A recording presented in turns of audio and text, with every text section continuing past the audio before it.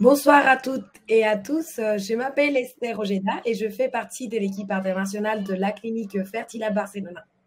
Ce soir, je vous souhaite la bienvenue à ce webinaire ayant pour titre les techniques innovantes et la personnalisation des techniques de PMA en Espagne, qu'on a organisé aujourd'hui en collaboration avec Julie, qui est la créatrice de la page Instagram Notre Compte des FIV, où elle partage son parcours de PMA qu'elle avait fait avec son conjoint en Suisse.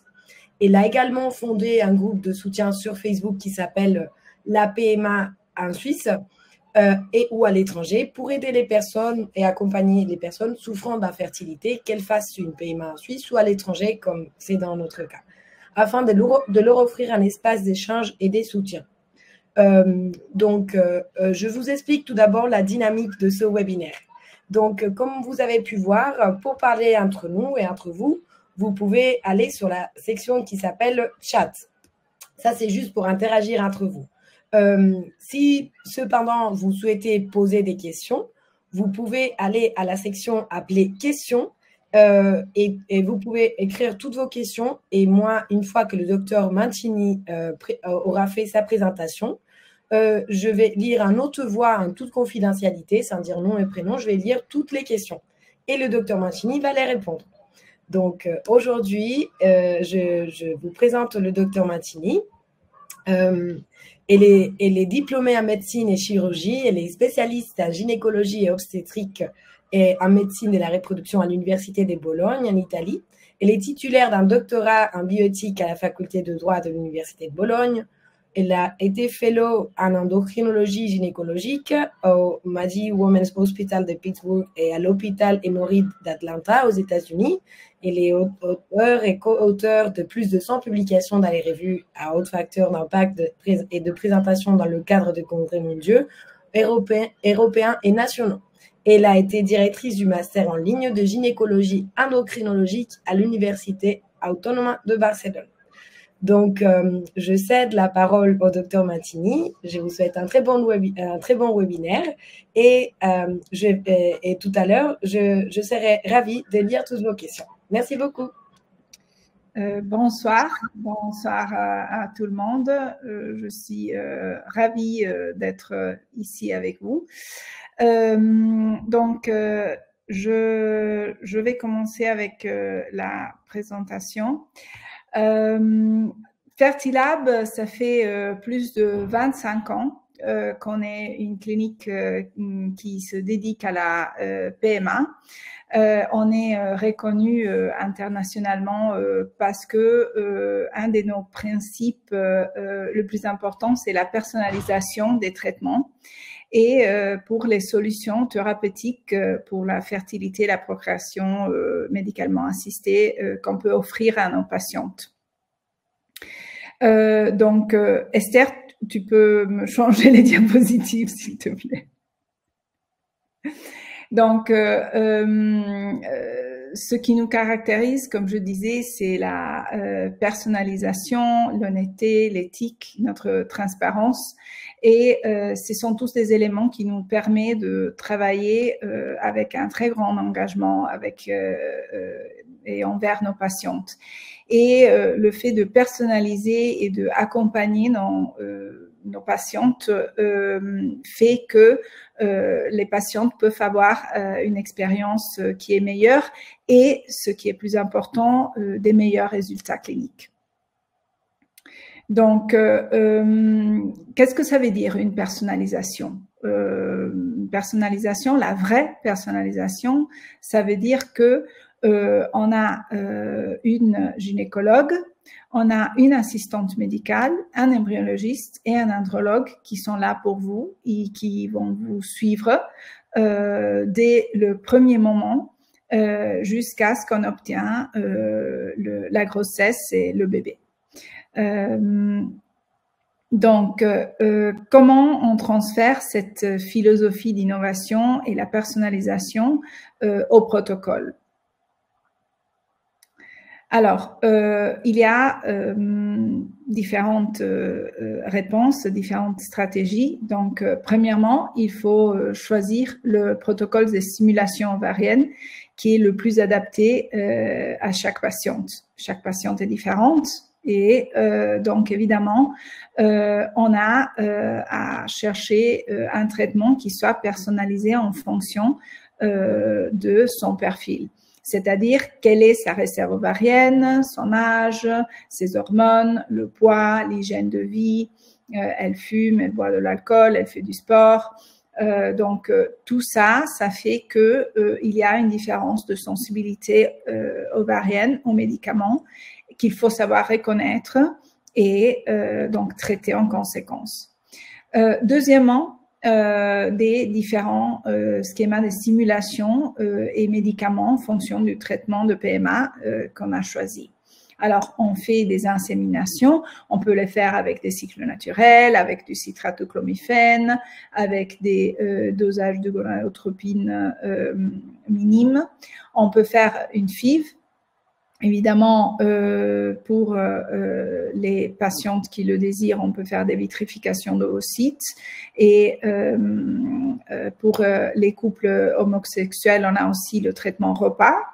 Et là, on a des différents protocoles, le protocole court, le long, et sur ces protocoles, évidemment, on va choisir le type d'inhibition, le dosage de gonadotropine qu'on va utiliser. Évidemment, essayons d'éviter l'hyperstimulation.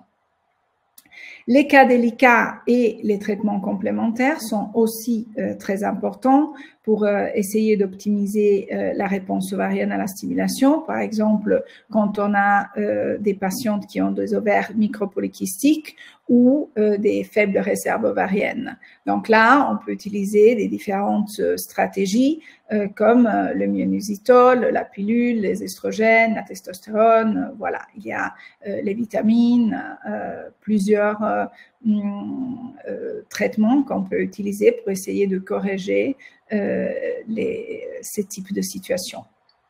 Alors, comment on choisit le protocole de préparation de l'endomètre le plus adapté pour chaque patiente?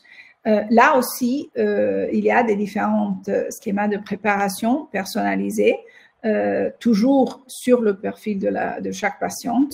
On a des cycles réguliers ou pas, quel est l'âge de la patiente, encore une fois, ses hormones, son poids, l'hygiène de vie. Est-ce qu'il y a une pathologie utérine, des fibromes, une adénomyose, une endométriose? Et est-ce qu'il y a des troubles associés? Évidemment, on n'est pas qu'un utérus et des ovaires, on est un corps, non? Un organisme. Et donc, est-ce qu'il y a des troubles de la thyroïde? Il y a des facteurs de thrombophilie, des troubles des systèmes immunitaires. Tout ça, faut tenir en compte pour avoir un résultat positif. On peut aussi faire une préparation avec une substitution hormonale. On peut faire une suppression, une synchronisation avec la pilule ou des inhibiteurs, des estrogènes, de la progestérone. Là aussi, avec les différentes voies qui peut être en patch, en ovule ou en comprimé. La préparation avec le cycle naturel, c'est une stratégie de laquelle on est très fan. On est vraiment convaincu qu'il est la solution qui donne les plus de chances. C'est des cycles naturels modifiés où on déclenche l'ovulation et on fait une supplémentation avec la progestérone, mais la base, disons, c'est le cycle naturel, l'ovulation naturelle de la patiente. On essaye toujours aussi de chercher la fenêtre d'implantation correcte et de personnaliser le transfert. On essaye toujours, nous, on transfère que AGIS5, on fait des transferts uniques seulement d'un embryon. Et si c'est le cas, on fait des tests de réceptivité endométriale comme les RETES, l'endométrio ou le Matrice Lab.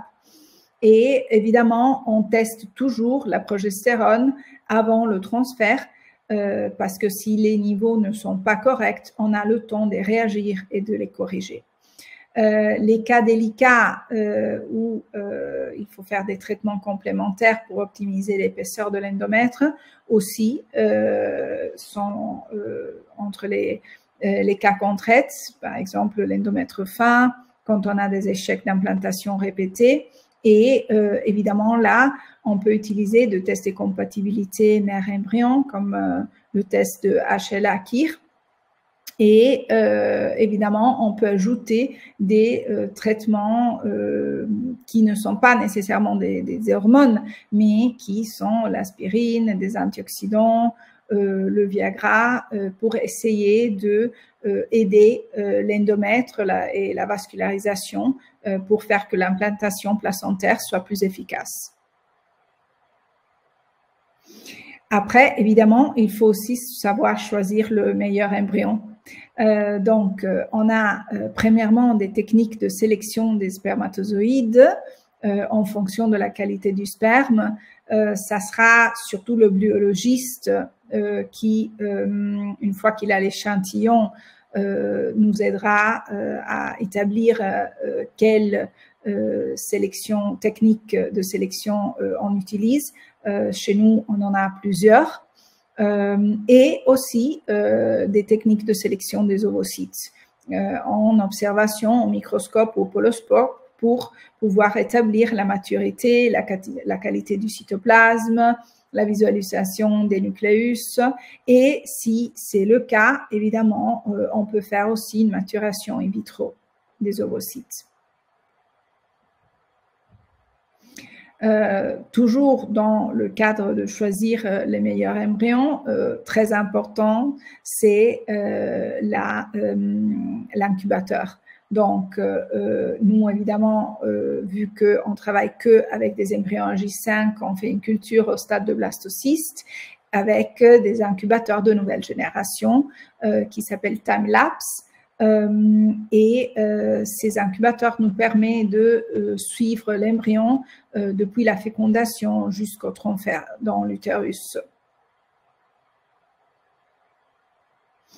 Évidemment, l'observation morphologique des embryons n'est pas tout.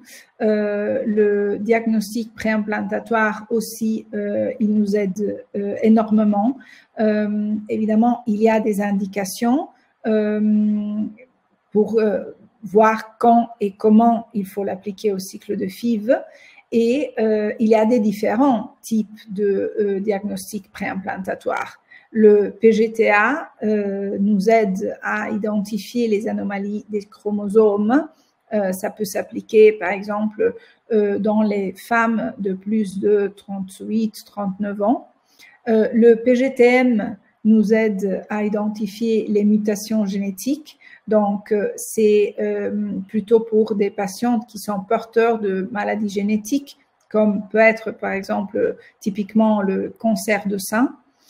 Et on fait la biopsie embryonnaire et le PGT-SR qui est un peu comme un PGTA, c'est-à-dire qu'il nous aide à identifier des anomalies des chromosomes, mais quand elles sont très très petites.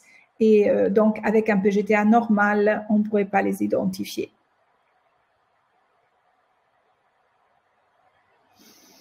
On a aussi la possibilité de voir quel est le risque génétique reproductif de nos patientes. Donc, on peut étudier les mutations récessives plus communes. On est tous porteuses et porteurs d'une mutation récessive. C'est pas un problème, c'est pas un souci parce qu'on les développe pas. Le problème, c'est quand les deux personnes sont porteuses de la même maladie. Donc, on peut étudier la couple pour voir si c'est le cas et si c'est le cas, choisir les embryons qui ne sont pas porteurs de cette maladie. Et donc, voilà, on peut faire une étude d'un héritage ethnique et familial et on peut identifier les anomalies des chromosomes avec le karyotype. Pour faire tout ça, on a plusieurs tests. Le CGT, c'est le test pour voir justement si on est porteur de maladies, mutations récessives. Et comme j'ai dit, on peut faire un matching dans le couple et entre patiente et donneur. Donc, toutes ces stratégies nous permettent d'optimiser les résultats, de personnaliser le traitement, réduire le temps, les risques qui sont liés à la reproduction. Alors, nos résultats démontrent que, effectivement, c'est une stratégie qui fonctionne. Ici, vous pouvez voir le pourcentage de taux de naissance cumulé par cycle. Les nôtres sont à 80,5%. Nous, on parle toujours des taux de naissance parce que les taux de grossesse ne veulent rien dire, malheureusement. On peut avoir une grossesse, mais pas un bébé. Et donc, nos taux de naissance sont avec un don d'ovocytes à 80,5%. La moyenne nationale est à 67,7%. Et comme vous voyez, c'est la moyenne d'embryons par transfert, c'est 1. On a donc presque un 100% de taux de grossesse unique. Et ça, c'est, disons, un pourcentage, un taux de naissance qu'on a avec le programme de Blastocyst Guarantee. Avec ses propres ovocytes, on a un 53% globalement, disons, ça c'est le taux de naissance cumulé. La moyenne nationale est à 20% de moins, 33%. Et ce qui est très important, c'est ici et très intéressant de voir pour la différence pour âge. Donc, à moins de 35 ans, on a un 60% de naissance. Entre 35 et 39 ans, on a un 47%. Et à plus de 40 ans, on a un 28,6%.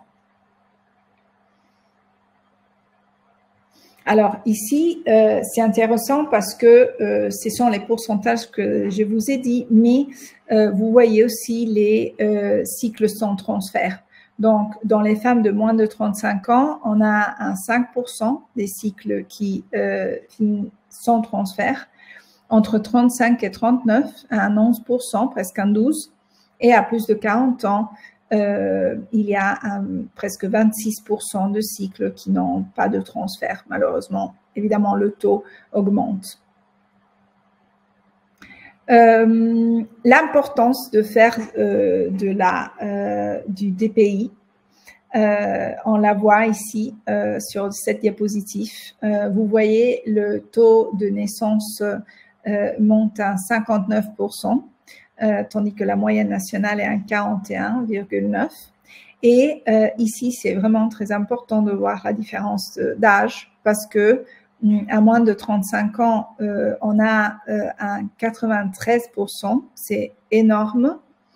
Entre 35 et 39, on a un 70%. Et quand on a plus de 40 ans, on passe d'un 27% à un 76%. Ce qui est vraiment très, très grande comme différence.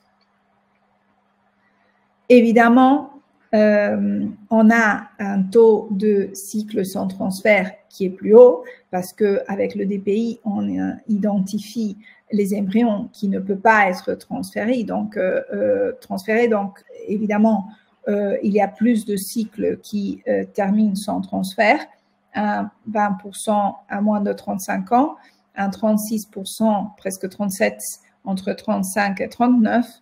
Et à plus de 40 ans, on a un 78% de cycles qui n'ont pas de transfert. Mais si on arrive à avoir un transfert, on a des très grandes chances d'avoir une grossesse et un bébé. L'adoption d'embryons a des résultats qui ne sont pas évidemment si merveilleux comme le don d'ovocytes, mais qui sont très bons néanmoins.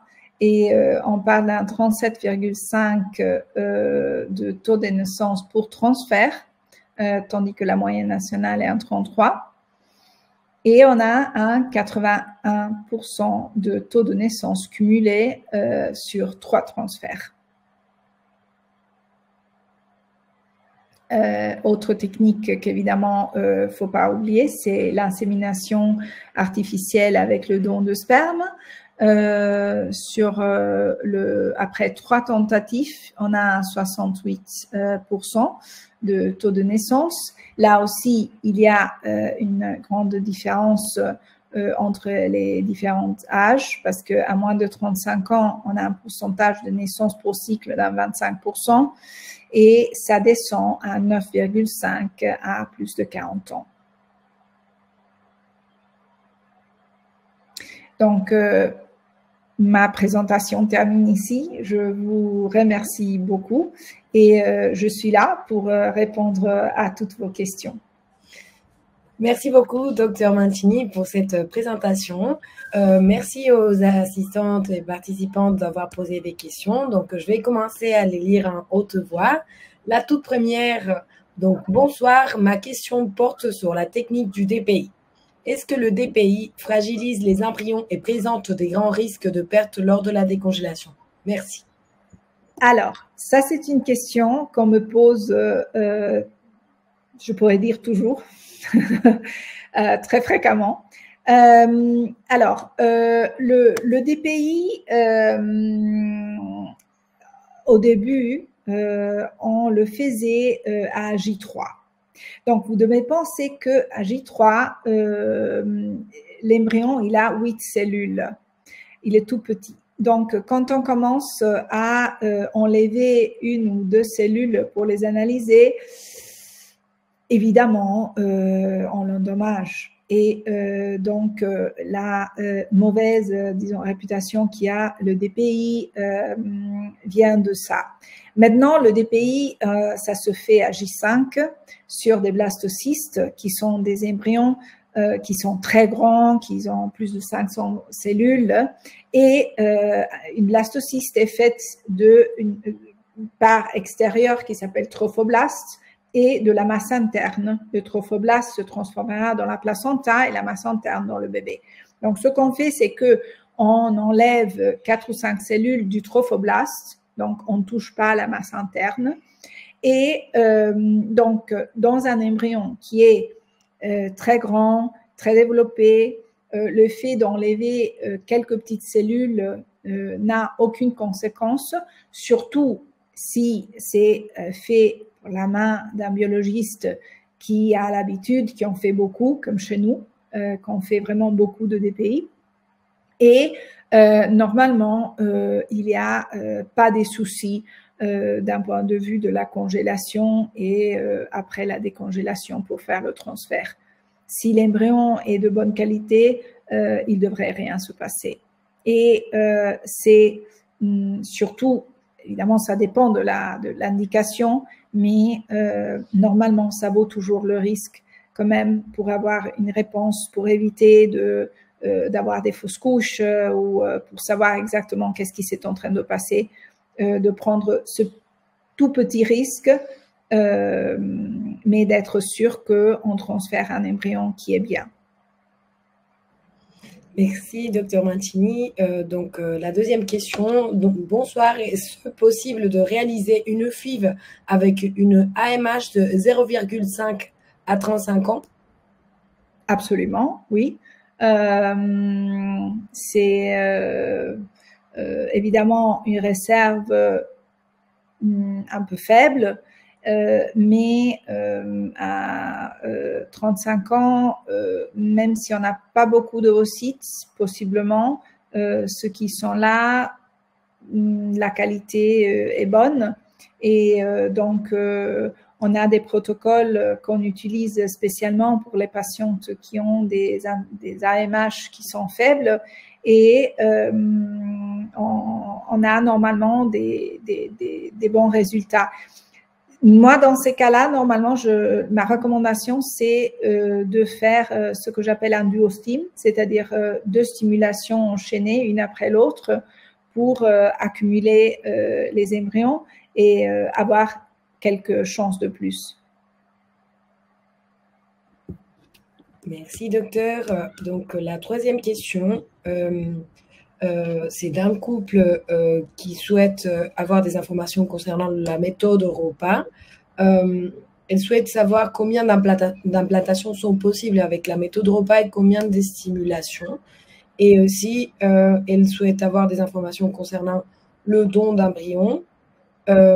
Et ils font une quatrième question, un conseil pour couple de femmes. C'est toutes les mêmes questions concernant le même couple. Couple de femmes dont une une d'entre elles a une faible réserve ovarienne précoce.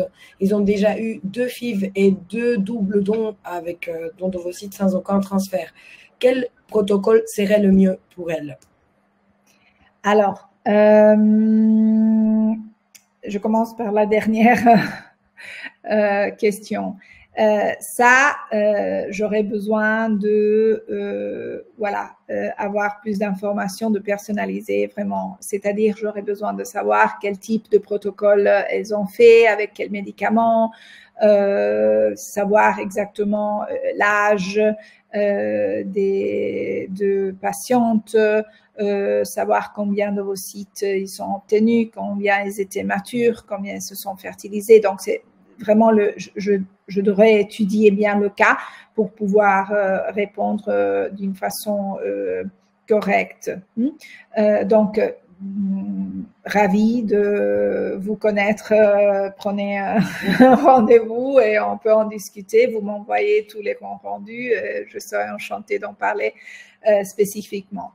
D'un autre côté, le méthode repas est une technique qui, moi j'aime beaucoup parce que normalement, ce qui passait dans les couples homosexuels, c'était qu'une patiente se stimulait et tombait enceinte et l'autre, bon, elle soutenait, mais voilà, c'était un peu comme non à l'extérieur. Tandis qu'avec le méthode repas, ce qu'on fait, c'est qu'une des deux patientes se stimule et on fait les embryons et les embryons, on les transfère dans l'utérus de l'autre. Donc, le bébé est vraiment de toutes les deux. Je trouve que c'est très romantique. Donc, c'est une méthode qui, évidemment, fonctionne si on a une des deux a une réserve ovarienne qui nous permet d'avoir des embryons et si l'autre a un utérus et en général, disons, une situation organique qui nous permet d'avoir une implantation et une grossesse. Donc, il y a plusieurs facteurs qui doivent tous fonctionner. Mais disons normalement c'est une technique qui donne des très bons résultats. L'adoption d'embryons, c'est une technique qui donne des bons résultats. Évidemment, ce sont des embryons qui normalement viennent d'un double don. Ce sont des couples qui ont obtenu leur grossesse et leur bébé et qui ont des embryons qui restent et qui, au lieu de les détruire, décident de les donner au laboratoire, à la banque. Donc, évidemment, c'est pas le premier choix, ce ne sont jamais des embryons de mauvaise qualité, évidemment, parce que sinon, ils n'arrivent pas à la banque. Mais ce n'est pas le premier choix parce que le premier, c'est l'embryon qu'on a utilisé au moment de donner la grossesse de la couple qui les avait demandé. Donc, c'est une bonne solution, c'est très rapide parce qu'on a des embryons dans la banque, donc il n'y a pas d'attente. Mais évidemment, les résultats ne sont pas si bon comme si on fait un double don, par exemple. Merci beaucoup. J'ai tout répondu parce que c'était beaucoup de questions. Merci beaucoup. Alors, je vais à la prochaine question. Donc, bonsoir. Pouvez-vous développer le don d'ovocytes et sa réussite particulièrement pour l'âge de plus de 40 ans, s'il vous plaît? Y a-t-il de bonnes chances de réussite malgré l'âge? Merci. Alors, le don d'ovocytes, on peut le faire pour tous les âges. C'est-à-dire que normalement, c'est justement pour les femmes qui ont plus de 40 ans. Nous, à Fertilab, on suit les recommandations de la Société espagnole de fertilité, la CEF, et donc on fait le dernier transfert comme maximum aux femmes qui ont 50 ans plus 364 jours. Donc, un jour avant de faire les 51. Donc, on peut le faire jusqu'à cet âge.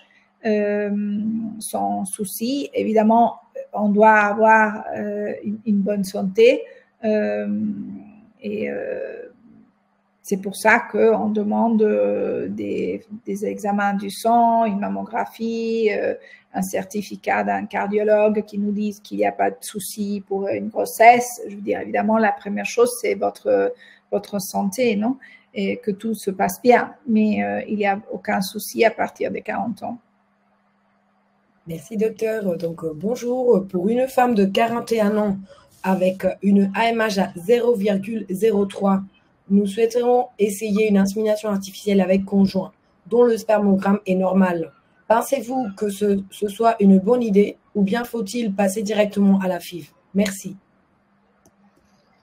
Alors, malheureusement, avec un AMH de 0,01, je pense que la seule solution, c'est de passer un don d'ovocytes, un don d'ovules, parce que c'est une réserve vraiment extrêmement faible et les chances avec une insémination et un FIV sont inférieures à 1%.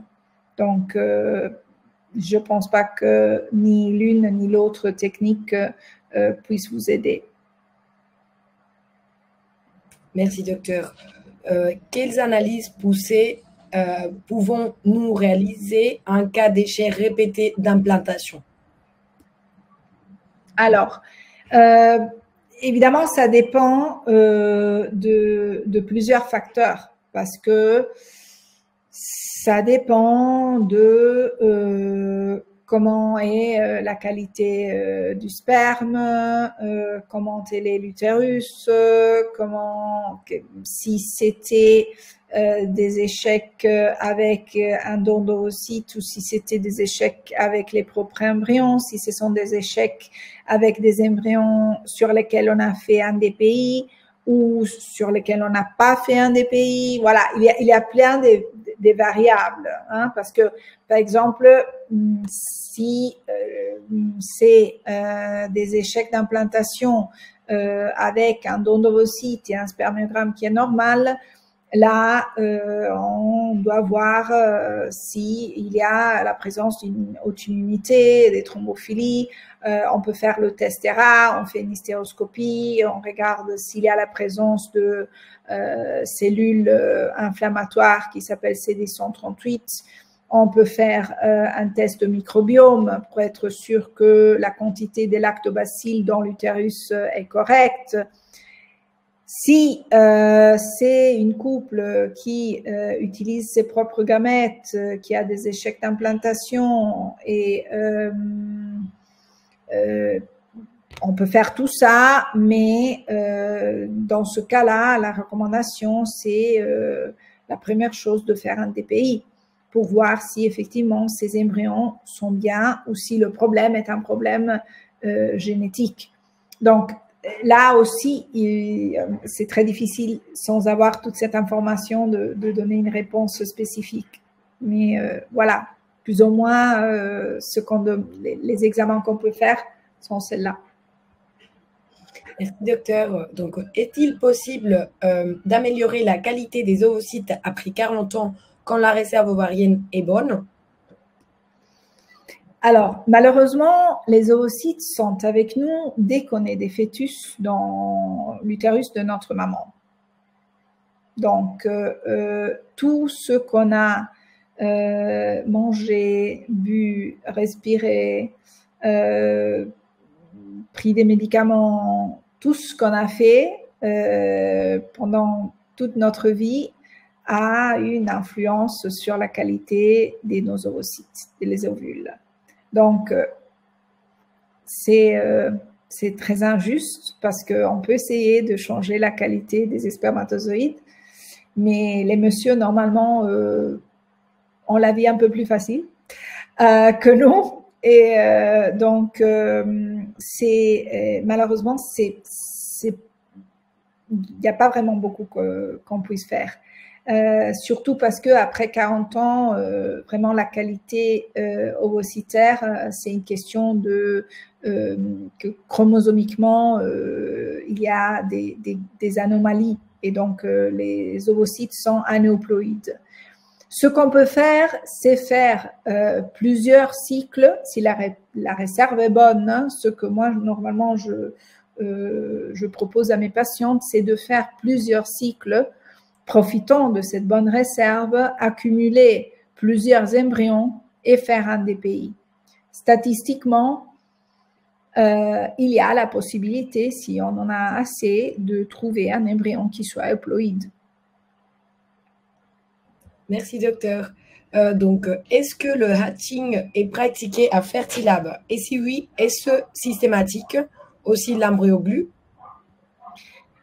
Non, c'est pas pratiqué d'une façon systématique. Il y a plusieurs études sur le hatching qui sont assez, disons, douteux. On est d'un point de vue statistique, le fait de faire hatching, les publications ne sont pas très claires. C'est pas très solide la littérature qui démontre que le hatching soit vraiment positif pour l'embryon. Donc, évidemment, si on doit faire un DPI, on fait un hatching parce qu'on doit prélever des cellules.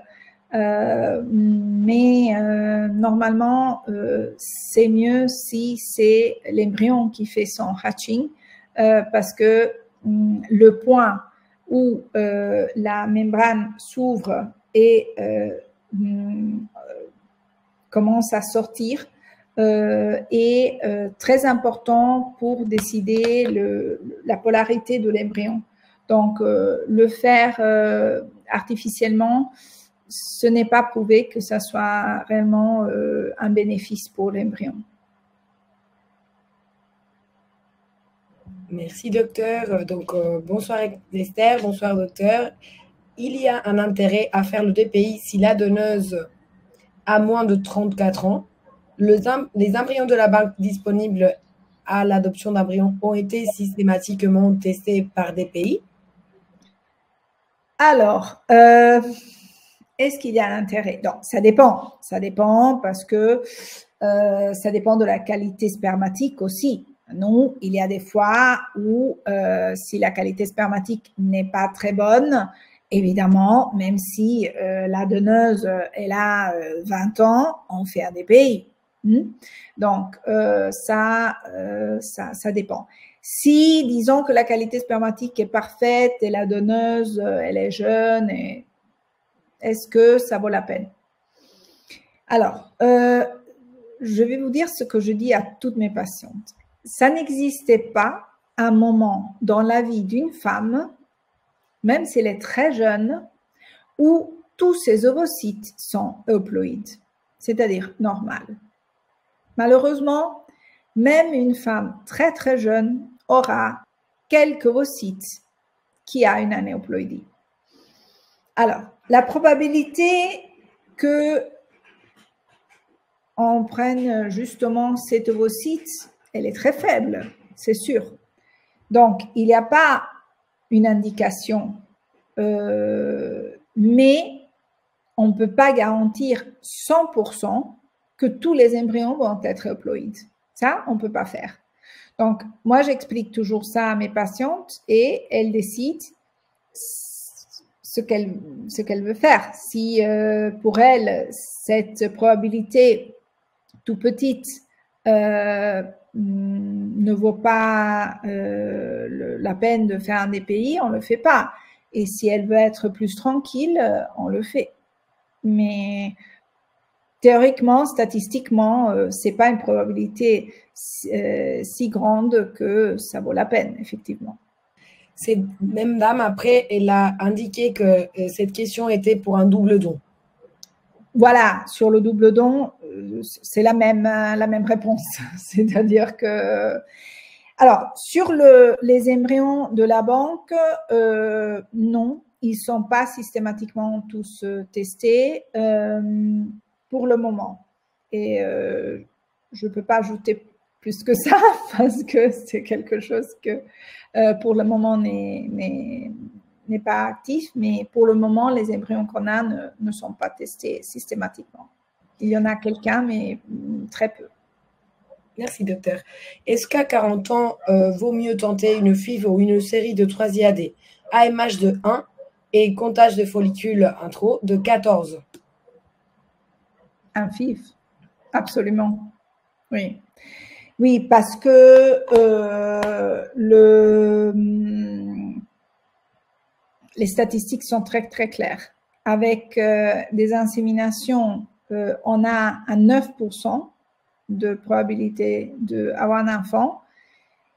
Et cet enfant, à 40 ans, a un grand risque d'avoir une anomalie chromosomique, une trisomie. Tandis que si on fait un FIV avec cette bonne réserve, avec un DPI, on passe d'un 9% à 73% de probabilité d'accoucher un bébé en santé. Pour moi, c'est très évident. D'accord, merci docteur. Donc, j'ai 43 ans et des problèmes supposés de coagulation. Plusieurs fausses couches suite à une FIV. Faites-vous des analyses pour ce type de problèmes qui peuvent générer l'implantation? Est-ce que prescrivez-vous et que prescrivez-vous dans ces cas? Alors, ça dépend si ça dépend de comment la patiente a eu l'information d'avoir des problèmes de coagulation. C'est-à-dire, c'est quelque chose qu'on lui a dit comme ça, on imagine que ça doit être ça la cause, ou on lui a fait des examens et elle est, je ne sais pas, porteuse d'une mutation d'un facteur 5 de l'ADN, ou voilà. Évidemment, il y a plusieurs examens qu'on peut faire, différents. Si elle est vraiment porteuse d'une altération de la coagulation, il faut travailler avec un hématologue parce qu'il faut faire un traitement normalement avec de l'héparine, du Lovenox, avec des dosages qui sera l'hématologue qui doit établir.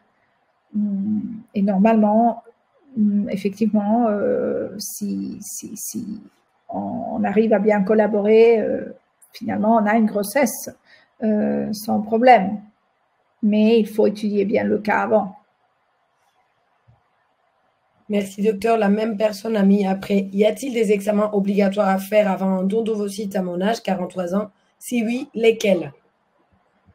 Si, on a évidemment des examens, une prise de sang pour voir que tout va bien, les niveaux de thyroïde, la vitamine D, l'hémogramme, tout ça. On doit faire une mammographie, on doit faire une échographie, on doit faire un frottis, on a plusieurs examens qu'on doit faire et tout doit être bien, évidemment. Merci. Donc, bonjour, j'ai 36 ans et une AMH faible et un peu endométriose et adénomiose.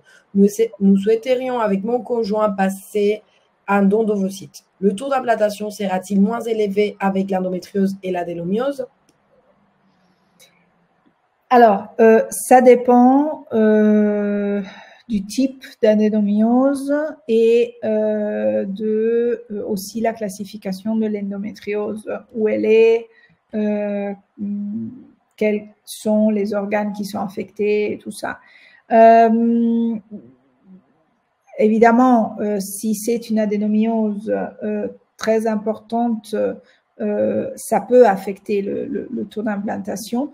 Mais il y a des stratégies qu'on peut utiliser pour, d'un point de vue médicamenteux, pour essayer de réduire, avant de faire le transfert, l'effet de l'adénomiose sur la préparation endométriale. Et on peut aussi essayer, ça dépendra aussi de Parce que j'ai des patientes qui ont une adénomiose, mais qui font des endomètres très jolis, bien épais. Et dans ce cas-là, le fait d'avoir une adénomiose n'a pas des conséquences si graves que ça. Il y a des problèmes quand l'adénomiose empêche l'endomètre à arriver à avoir une épaisseur correcte. Donc, là aussi, il faudrait voir un peu avec la patiente quelle est sa situation. Donc, merci. Bonsoir. Est-ce que le DPI peut limiter, voire supprimer le non-développement de l'embryon et donc la fausse couche, surtout à répétition, lorsque tous les examens sont bons au niveau de l'utérus? Merci. Oui, absolument.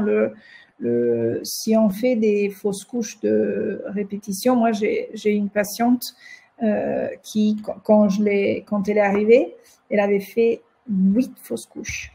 Et c'était simplement question de faire, et elle était jeune, elle avait une bonne réserve, on lui avait dit qu'elle devait faire un don d'ovocytes, et moi je lui ai dit pas du tout, on va faire un DPI, et on a fait un DPI, on avait un embryon qui était haploïde, on l'a transféré et tout s'est bien passé, et maintenant elle a eu un très joli bébé.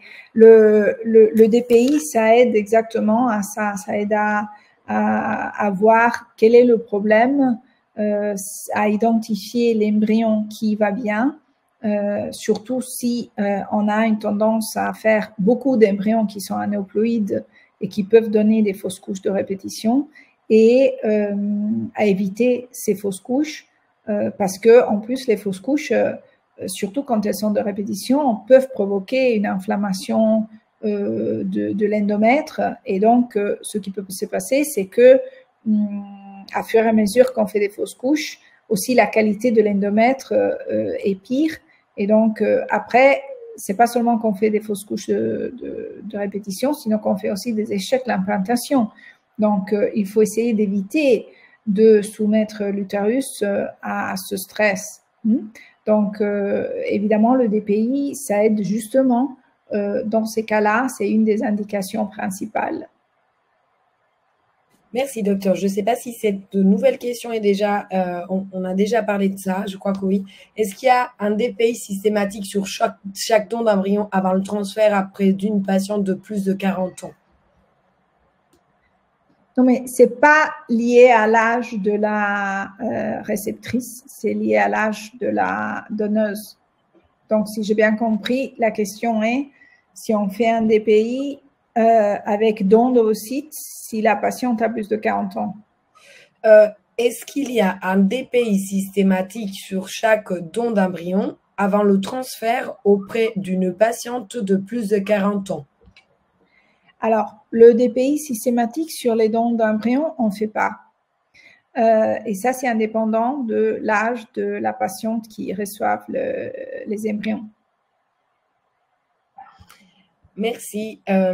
Donc, une nouvelle question. Quels sont les délais typiques entre la première consultation et le début du traitement? Cette question, elle a été posée par Julie, la personne qui nous a aidé à organiser ce webinaire. Merci. Alors, ça dépend.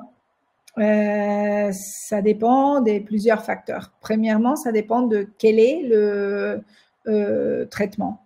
Parce que si c'est une FIV, il y a, bon, comme je dis à mes patients, le temps qu'il va vous prendre à faire les devoirs. Je vais donner des examens à faire. Il y a certains examens comme le cariotype qui prend 1 mois le résultat. Donc, voilà.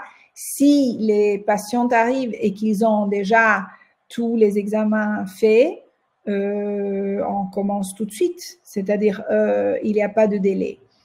L'adoption d'embryons, un peu la même chose. Si on a tous les examens faits, il n'y a pas vraiment de délai. Le don de sperme, là non plus. Les dons d'ovocytes, le délai peut être variable. Normalement, ça dépend un peu du phénotype de la patiente. Il y a certains phénotypes qui sont un peu plus compliqués, des autres qui sont assez plus faciles. Donc, normalement, on parle d'un délai entre 1 et 2 mois. Merci, docteur. Est-ce que vous suivez les résultats de Matrice Lab? Sinon, est-ce que vous soutenez les transferts avec de l'eau vitrelle et les rapports sexuels autour d'un transfert? Alors, franchement, non. C'est-à-dire que si une patiente a fait un Matrice Lab, évidemment, on suit. On le suit toujours. Mais moi, franchement, je n'ai jamais eu des résultats positifs. C'est-à-dire, en suivant tout, moi, je n'ai jamais eu des résultats où j'ai vu que le Matrice Lab, effectivement, avait fait une différence.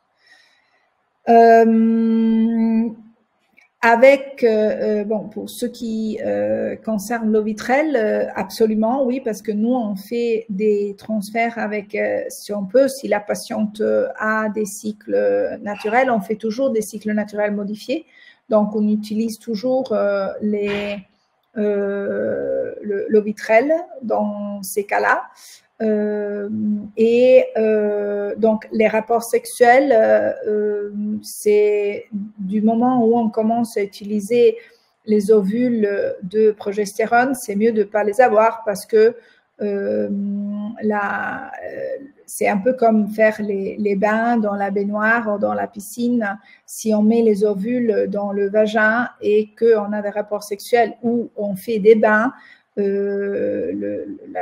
on ne peut pas contrôler vraiment l'absorption de l'ovule, donc parce que ça sort évidemment, et donc on ne peut pas garantir que la quantité de progestérone que l'absorbe soit correcte. Donc la recommandation, c'est de ne pas avoir des rapports sexuels après qu'on commence à utiliser les ovules de progestérone. Merci, docteur. Donc, une nouvelle question. J'ai 16 ovocytes congelés récoltés à 39-40 ans et statistiquement, je peux espérer combien d'embryons viables pour transfert? Ça dépend de la qualité de ces ovocytes, ça dépend de si la personne qui les a congelés savait bien le faire. Ça dépend aussi de la qualité du sperme qu'on va utiliser au moment de fertiliser ces ovocytes. Parce que, évidemment, si c'est le sperme d'un donneur, ok. Si c'est le sperme d'un conjoint et ce n'est pas de bonne qualité, là, évidemment, d'un point de vue statistique, les choses vont être très différentes. Donc, c'est un peu difficile comme réponse à donner. Normalement, si on a des bons résultats à décongeler, le taux de décongélation, un bon taux de congélation devrait être supérieur à 90-95%. Et après, là, c'est une question de, voilà, ça dépend aussi de la qualité de sperme, le taux de fertilisation et la quantité sur ça va dépendre la quantité d'embryons. Un bon taux de fertilisation est normalement à 50%. Merci, docteur. Donc, il ne reste pas beaucoup de questions. Et d'ailleurs, il est déjà beaucoup de temps. Donc, je vais lire la dernière question. L'avant-dernière. Est-ce que la mammographie est obligatoire pour suivre le programme de FIV avec don d'ovocytes? Une échographie ne suffit-elle pas? Après 43 ans, oui, parce que l'échographie, évidemment, ne substitue pas l'information qui nous donne la mammographie. Et c'est très risqueux de commencer une grossesse sans avoir fait une mammographie et sans être sûr que nos seins sont en santé. Et donc, l'échographie, c'est bien, mais ça ne substitue jamais une mammographie. et le risque qu'on a de faire une mammographie et avec les mammogrammes qu'on a aujourd'hui, vraiment presque inexistant. Donc, ça vaut la peine de faire la mammographie. Merci, je vous lis la toute dernière question. Après 4 ans de ménopause, y a-t-il un traitement pour retrouver ces règles et faire don d'ovocytes? Oui, absolument, sans souci. On fait des traitements substitutifs et on peut, si l'endomètre répond et qu'il grandit comme il faut, on peut parfaitement avoir une grossesse. C'est pas du tout un problème. Merci beaucoup, docteur. Merci beaucoup à toutes les participantes et assistantes. Merci beaucoup pour vos questions. Au docteur Martini pour toutes les réponses et pour la présentation. Et à Julie pour nous avoir aidé à organiser ce webinaire. Julie, avec son compte, notre compte de FIV et avec son groupe Facebook, n'hésitez pas de le visiter pour interagir entre vous, pour avoir du soutien. Et si vous souhaitez nous contacter, avoir plus de renseignements et programmer un rendez-vous avec le docteur Martini ou l'une de nos gynécologues francophones, n'hésitez pas de nous contacter à france@fertilab.org et mes collègues du département de premier contact vous répondront dès que possible et pour répondre à vos questions et pour vous proposer un premier rendez-vous en ligne et gratuit. Merci beaucoup à tous et à toutes et belle soirée. Merci, bonne soirée. Au revoir. Au revoir, belle soirée.